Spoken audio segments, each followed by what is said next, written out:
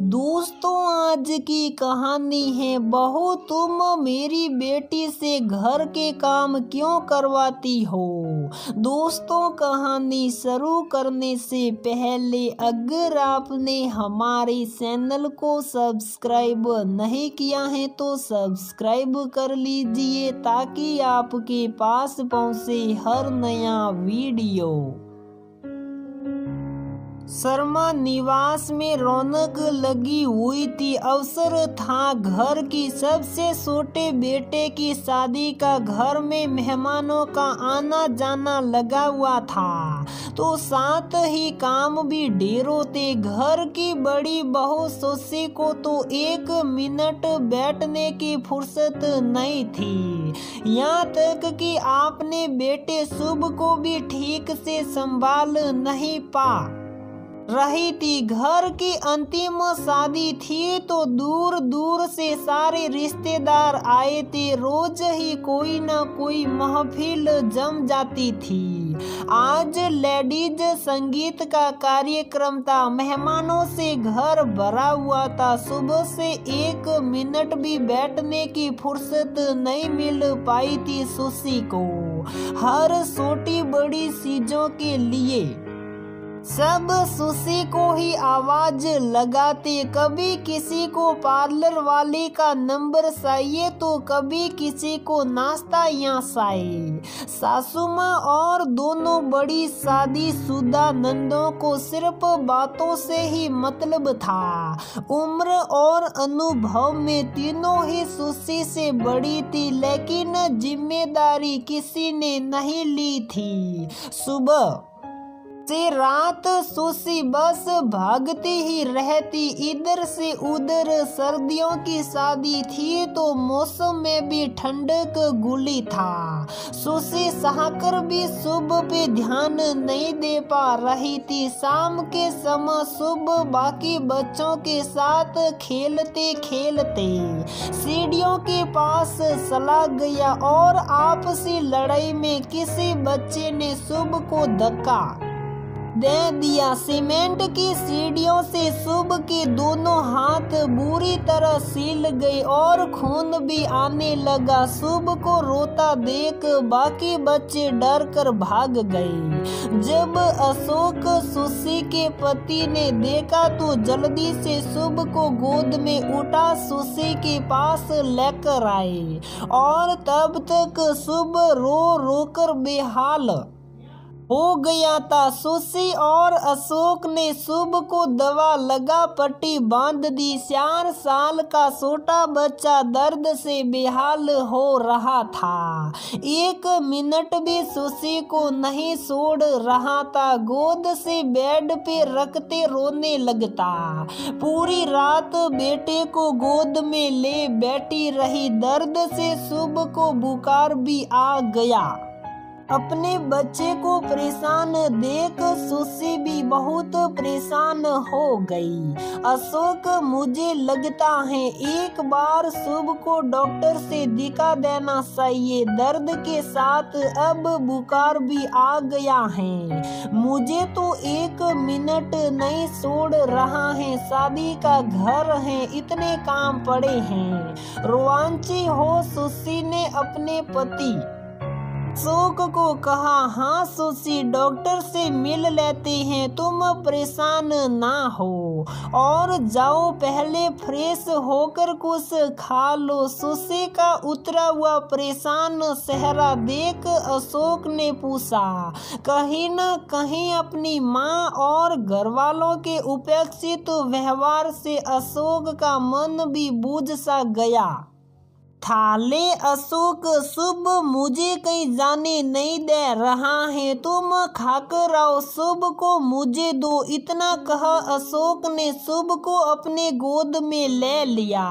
अशोक ने शुभ को थोड़ी देर पकड़ा तो जल्दी से सुशी ने खाना खाया। तब तक शादी की तैयारी से जुड़े कुछ लोग आ गए और इन सब में अशोक डॉक्टर के पास जाने की बात बिल्कुल भूल गया। सुशी बच्चे में उलझी थी तो घर आए मेहमान सुशी की सासू माँ और नंदों के सामने अपनी फरमाइशें रखने लगे। एक दिन भी नहीं बीता और दोनों नंदे चिढ़कर अपनी माँ से लड़ने लगी।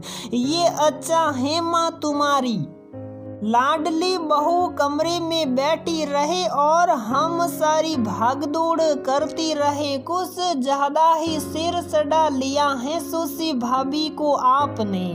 अभी तो एक बहू है तो ये हाल है। हम नंदों का जब नई बहू भी आ जाएगी तब क्या होगा।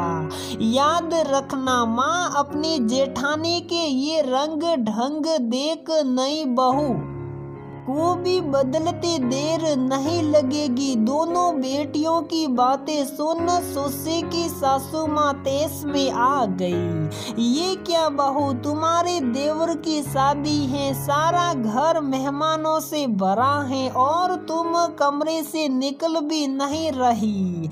मेरी बेटियों ने सब कुछ संभाल रखा है, क्या मेरी बेटियां मायके काम करने नहीं आई हैं और अपनी ये क्या हालत बना रखी है। इतने मेहमानों के सामने तुम्हें ठीक से रहने की अक्ल नहीं।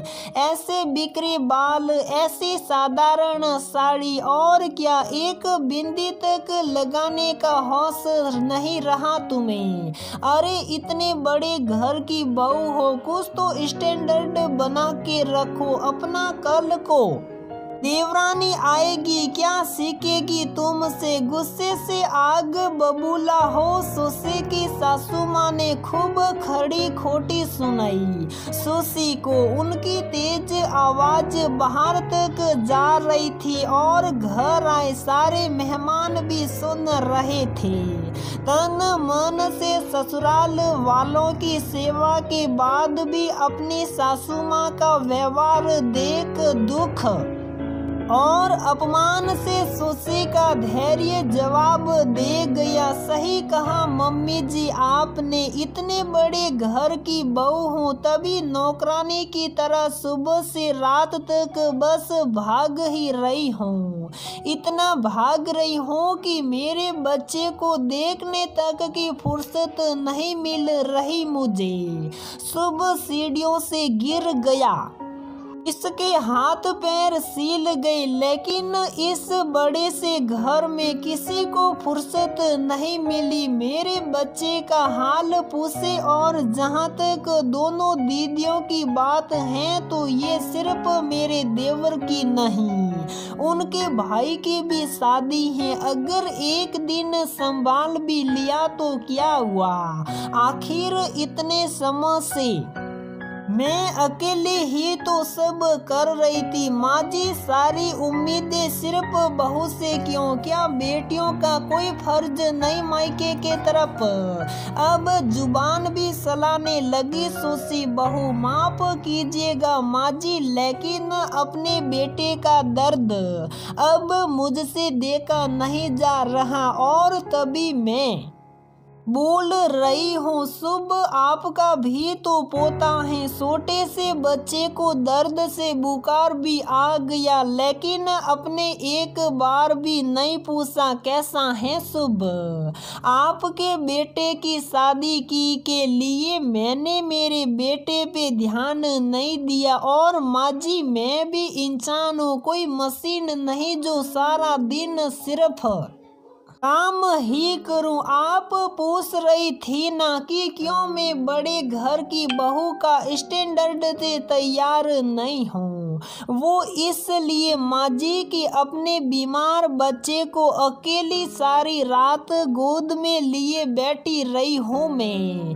माफ कीजिए माँ जी, लेकिन जितना मुझसे हो सकता था मैंने किया, लेकिन अब इससे ज्यादा मेरे से आप उम्मीद ना करें। और हाँ, आगे से मुझसे इस लहजे में बात ना करें। अब मैं भी सिर्फ बहू नहीं हूँ, इस घर की जेठानी बनने वाली हूँ। कल को मेरी देवरानी देखेगी तो क्या सोचेगी। सुशी की बात सुन उसकी सास दंग रह गई। दरवाजे पे खड़े अशोक ने भी जब अपनी मौन सहमति सुशी को दे दी तब सासू माँ ने चुप रहने में ही अपनी भलाई समझी और सुशी ने भी अपने बेटे को गोद में उठाया, डॉक्टर के पास चल दी। दोस्तों, कहानी का सार ये है कि बहू से उम्मीद लगाना अच्छी बात है, लेकिन सिर्फ और सिर्फ बहू से ही उम्मीद लगाना बिल्कुल गलत है। जैसे ताली दोनों हाथों से बजती है, वैसे ही घर भी सबके सुविधा अनुसार ही चलता है। तो दोस्तों, हमारी ये कहानी यहीं पर समाप्त होती है।